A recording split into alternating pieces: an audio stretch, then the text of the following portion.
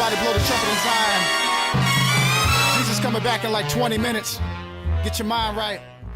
Yeah. What's poppin', ladies and gentlemen? It's your boy Larry Q. Jordan Jr., the H&I CEO here at LarryDraughnMusic. And yeah, man, you know what I'm saying? The tune, Gotta Make a Choice. The inspiration behind it, man, is real plain and simple.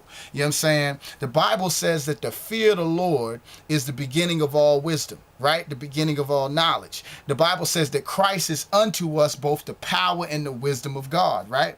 So, but the Bible then also says that the fear of the Lord is the hatred of evil. So God is essentially saying it's really smart to hate evil. You know what I'm saying? I think that anybody who don't even subscribe to Christianity would think that it's smart to hate evil because evil's bad and evil is problematic. You dig? Everything that's wrong with the world is because of Satan. You dig? Whether you want to believe in him or not, that's irrelevant. Satan is the cause of all your problems. You dig? The Bible says that the thief cometh not but for to steal, kill, and destroy, and Christ came to give life and give us life more abundantly. So Jesus ain't the cause of your problems, it's the devil. You dig? What I'm gonna need Christians to do is to get the proper fear of God and stop being afraid of the devil.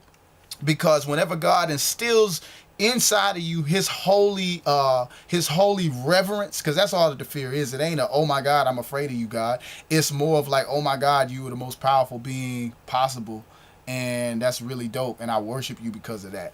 You know what I'm saying? Because God is love, and perfect love casteth out all fear. You know what I'm saying? So we're not afraid of God like from a terror standpoint. You dig? It's reverential awe.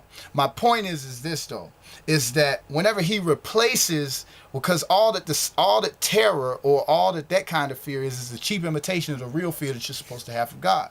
When he puts the real thing inside of you, evil really pisses you off. You know what I mean? And that's the evil is the inspiration behind the song Gotta Make a Choice, man. Whether you subscribe to Christianity or not, and whether you're a Christian, you know what I'm saying? And you hear this tune, man, the reality of it is that, yo, you got to make a choice. Either Jesus is who he says he is, or he's the biggest liar that's ever walked the face of the earth. I think you'll find it very interesting that in the clip that I'm about to show you, the gentleman speaking talks about the Judeo-Christian archetype versus the satanic archetype. Now, he erroneously refers to his as the more ancient one, but that's irrelevant. Notice how he says Judeo-Christian versus satanic archetype. He don't mention nobody else's philosophies. I wonder why. Without further ado, man, you know what I'm saying? We're going to go ahead. We're going to jump into this. I want to shout out Bob Larson and the industryexposed.com for putting together this particular compilation. I'm going to holler at you guys right after that, and we're going to do some praying. I love you, and I'll holler at you soon. Peace. Anton LaVey is a recluse who grants no interviews and makes no public pronouncements. The affairs of the Church of Satan are overseen by two people, his daughter, Zena LaVey, and Mr. Nicholas Schreck, founder of the Werewolf Order of Satanism. Zena LaVey and Nicholas Schreck are the chief spokespersons for the Church of Satan, and they are the two people you will see me confront during this video. Whether or not you believe in a literal devil, you should be concerned about the plans of LaVey and Schreck to establish a satanically ruled society. This interview was not a debate with my countering the viewpoint put forth by the Church of Satan. The purpose of this video was to divulge information regarding the agenda of the Church of Satan, facts that until now have been cloaked in rumor and contradiction. Jane Mansfield. Was Jane Mansfield a follower and or a lover of your father? Yes, she was a member of the Church of Satan. I will not discuss my father's private life because I don't think it's anybody's business.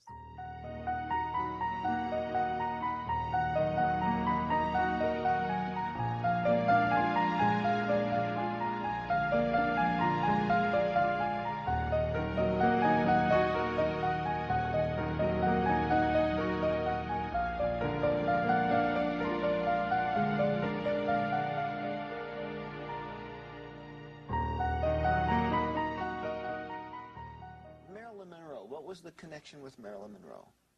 That was an affair that the two of them had when they were both very young and were relatively unknown.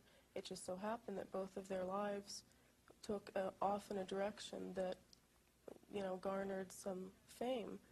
But at the time that they had this affair, they were both very young, late teens, early 20s. Sammy Davis Jr.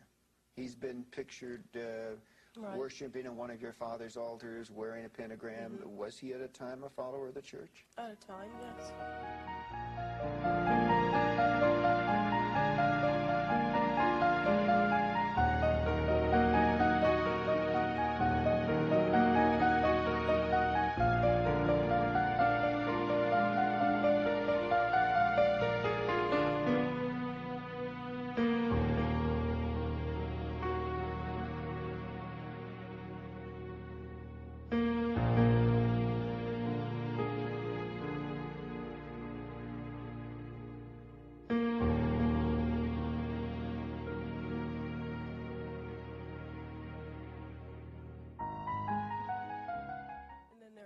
Actors as well. Because of For whom? For example, whom?